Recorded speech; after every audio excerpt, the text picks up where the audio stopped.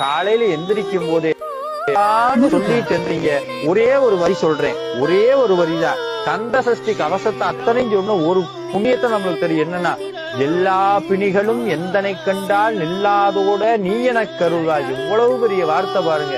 இந்த ஒரு வார்த்தையை சொல்லுங்க, முருகா நீ இருக்கும் போது எனக்கு என்ன குறை வரப்போகுதுன்னு காலையில எந்திரிக்கும் போதே முருகனையோ இல்ல உங்களுடைய குலதெய்வத்தையோ இல்ல உங்களுக்கு விருப்பமான தெய்வத்தை நினைத்து கொண்டு இந்த நாள் பூரா என் கூட துணையாருன்னு சொல்லி காலையில எந்திரிக்கும் போது